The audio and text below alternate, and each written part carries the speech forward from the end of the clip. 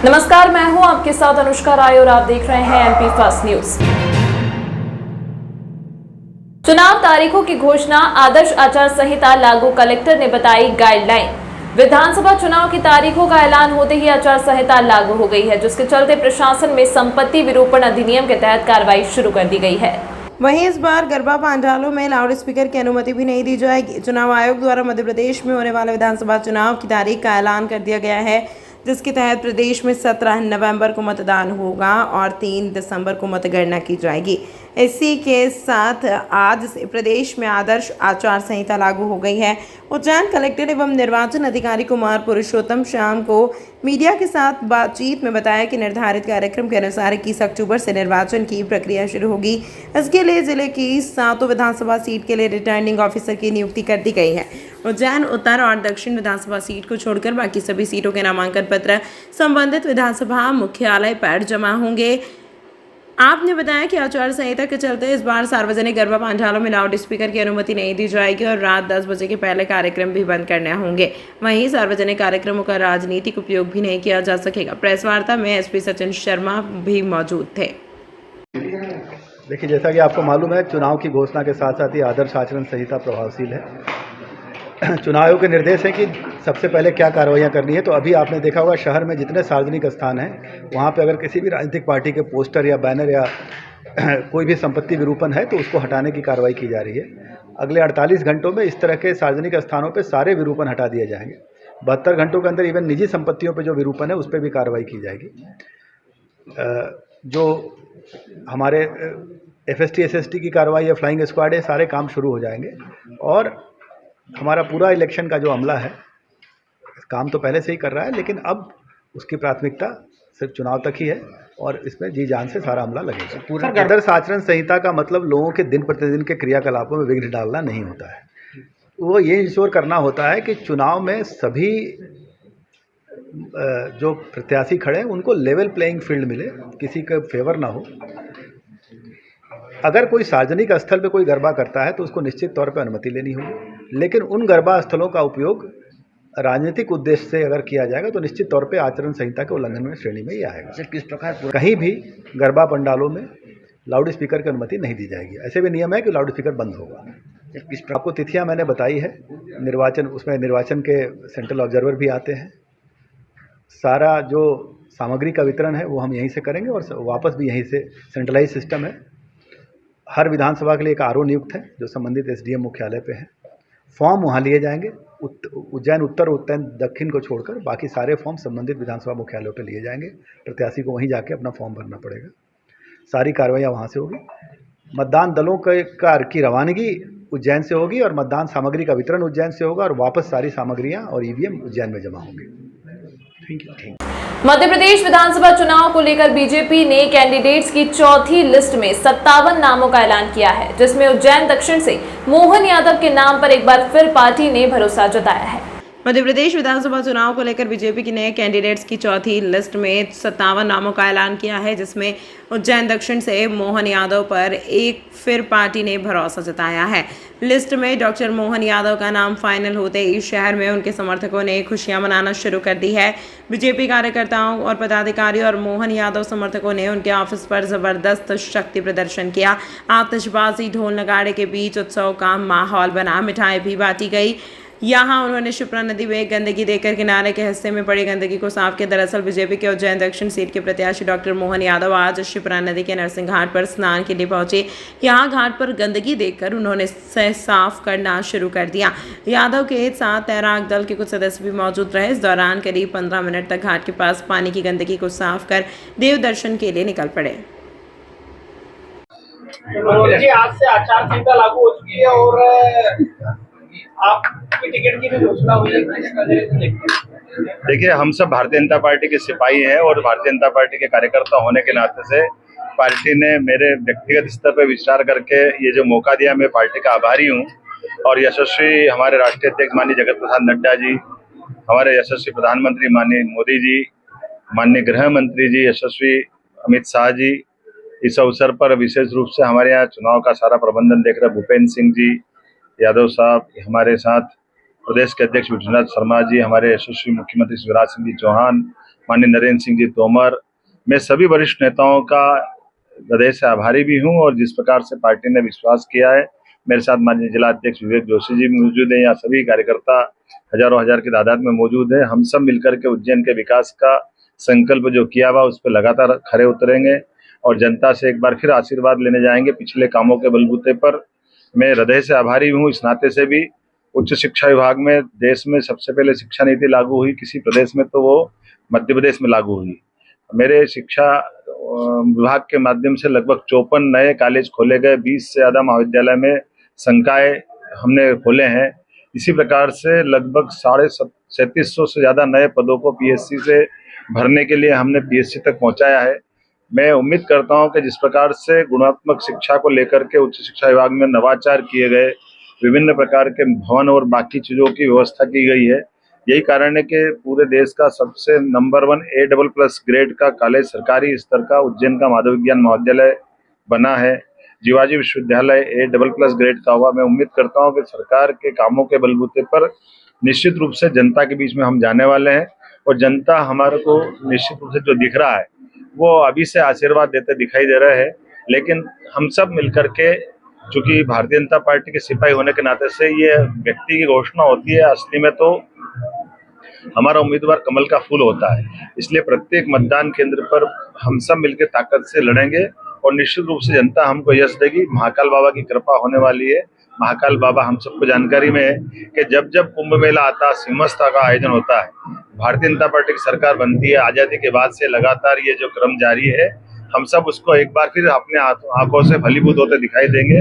और सिंहस्थ के कारण से उज्जैन में जो विकास के नए दरवाजे खुलेंगे, अभी ही 8000 करोड़ के काम उज्जैन में चल रहा है। ऐसे में और भविष्य की बड़ी संभावना सिंहस्थ को लेकर के है कि दुनिया की अद्वितीय नगरी उज्जैन बनाना है। मैं आप सबके भरोसे से कह सकता हूँ कि निश्चित रूप से भारतीय जनता पार्टी की सरकार बनने के बाद उज्जैन में और विकास के 4 चांद लगेंगे। भाजपा ने करीब 135 से ज्यादा नामों की घोषणा कर दी है। कांग्रेस की अभी एक सूची नहीं आई है, किस तरीके से देखते हैं आप? देखिए, कांग्रेस कोमा में है। कांग्रेस की हालत बहुत बुरी हो गई है। कांग्रेस के अंदर के झगड़े, कांग्रेस के अंदर की अंतरूनी कलह, ये बाधा बन रही है। लेकिन मैं उम्मीद करता हूँ लोकतंत्र में अपनी अपनी पार्टी अपने अपने ढंग से चलती है। कांग्रेस ने जो किया वो कांग्रेस जाने, लेकिन भारतीय जनता पार्टी लगातार अपने उम्मीदवार एक के बाद एक घोषित करते हुए 4थी सूची तक आ गई है। इसका अर्थ है कि हम चुनाव के प्रति भी अलर्ट है, पार्टी संगठन रचना सब में अलर्ट है और उसी के आधार पर भारतीय जनता पार्टी अपने आत्मविश्वास से भरपूर होकर के निश्चित विजय के संकल्प की तरफ चल रही है। किस तरह के विकास काम किए आपने दक्षिण विधानसभा के अंदर? वो कौन से मुद्दे होंगे बड़े प्रदेश स्तर के जो भाजपा जनता के बीच में रखेगी? देखिए, मुद्दे तो हमारे पास बाबा महाकाल के महालोक के 2 के बाद से अधिकांश विकास की जितनी दरवाजे खोलना चाहिए थे, वो हमारा मॉडल बन गया उज्जैन का विकास का।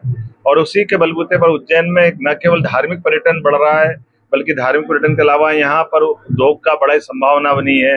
मेगा डिवाइस पार्क आने के बाद, अमूल की डेयरी या प्लांट आने के बाद, यहाँ कर्नाटका एंटीबायोटिक के जो नए उत्पाद बनने वाले हैं, ये बड़ी संभावना लेके चल रहा है। राजमार्गों की दृष्टि से उज्जैन सेंटर में आया है। रेल हमारे पास आई चुकी, डबल लाइन बन गई, फतेहाबाद की रेल चालू हो गई, मेट्रो ट्रेन की घोषणा हो गई। तो एक के बाद एक हमारा एयरपोर्ट बनने वाला है। यूनिवर्सिटी के नए कोर्स बहुत सारे खुल रहे हैं, मेडिकल कॉलेज खुल रहा है, बीएससी एग्रीकल्चर खुल गई है। जिस प्रकार से उज्जैन में भविष्य की पौध को तैयार करने के लिए एकेडमिक माहौल बना है, उसी के साथ साथ हमारे अपने पौराणिक, धार्मिक, ऐतिहासिक, सांस्कृतिक, धार्मिक जितने प्रकार से विकास के काम हो सकते हैं, उसके साथ साथ खगोलीय गणनाओं के लिए, काल गणनाओं के लिए, साइंस सिटी बनाने के लिए इतने सारे मुद्दे हैं जिन मुद्दों को लेकर जनता अत्यंत विश्वास करती भारतीय जनता पार्टी पर। मुझे पूरा भरोसा है इस बार की जीत हमारी सभी सीटों पे प्रचंड बहुमत से होगी। एक आखिरी सवाल, कांग्रेस की जो जन आक्रोश यात्रा है उसमें एक ही बड़ा सवाल है, महाकाल लोक का भ्रष्टाचार, किस तरीके से देखते हैं आप? देखिए, जनता सब जानती है, 50 साल तक कांग्रेस ने अपनी सरकार में रहते कभी महाकाल की चिंता नहीं की, कभी काम नहीं किया। ऐसे में उनके द्वारा किए गए कोई बात का भी मैं तो जवाब देना भी उचित नहीं समझता हूँ। जनता सब जानती, जनता जवाब दे चुकी है। कांग्रेस पूरी तौर पे प्रदेश में नकारी जा चुकी है और कांग्रेस की इसीलिए वाइस खत्म हुई है, तो स्वाभाविक कीमत कांग्रेस चुकाएगी। कोचिंग पढ़ने वाले शिक्षक के साथ पास में ही रहने वाले शराबी युवक ने मारपीट कर चाकू से किया हमला। घायल का जिला अस्पताल में उपचार जारी, आरोपी फरार। उज्जैन निजातपुरा में रहने वाले संतोष राव कोचिंग क्लास चलाते हैं। जब वह क्लास खत्म कर घर के नीचे पहुंची तो तभी एक पास में रहने वाले शराबी युवक ने चाकू से हमला कर दिया। घायल संतोष राव ने बताया कि मेरे स्टूडेंट्स के पेरेंट्स फीस जमा करने के लिए आए थे, तभी पास में रहने वाले युवक ने गाली गलौज कर अपशब्द कहने लगा। जब इस बात का विरोध शिक्षक ने किया तो युवक ने उन पर चाकू से हमला कर दिया। घटना में संतोष को चाकू लगे हैं। युवक शराब का आदी है और आए दिन लड़कियों से अश्लील हरकतें करना, अश्लील कमेंट्स करना, यही उसका काम है। जब कल उसने इस बात का विरोध किया तो उसने चाकू से 7 बार हमला कर दिया। मामले में घायल का उपचार जिला अस्पताल में चल रहा है। वहीं कोतवाली थाना पुलिस आरोपी की तलाश कर रही है। मेरा निज निवास निजातपुरा चर्क भवन के पीछे है। मैं एक शिक्षक हूँ, कोचिंग्स पढ़ाता हूँ। कोचिंग से फ्री हुआ मैं घर पर था तो पेरेंट्स आए बच्चों की फ़ीस देने। तो मैं फ़ीस लेने नीचे गया तो प्रवीण साहू नाम का लड़का है जो कई प्रकार के नशे करता है, वो गाली बक रहा था, अपशब्द बोल रहा था। तो मैंने बोला भैया क्यों बक रहा है गाली? तो वो मुझे ऊपर से ना पत्थर मारे उसने और बर्तन फेंक के मारे। और फिर जब मैं घर की तरफ आने लगा अपने तो पीछे से आया वो मुझे चाकू मार दिया उसने 7 जगह। कितने चाकू मारा आपको? मुझे 7 चाकू मारे। कहाँ पर हुआ? कौन सी जगह पे बात हुआ? मेरे घर पर ही आके किया उसने, मेरे घर की सीढ़ियों पर। वीडियो भी आ रहा सामने, वहाँ पर क्या हुआ? जी पास के महिलाओं ने किया था। सारी महिला थी, जेंट्स वहाँ थे नहीं। और सभी उसको जानते हो, बदमाश प्रकार का है।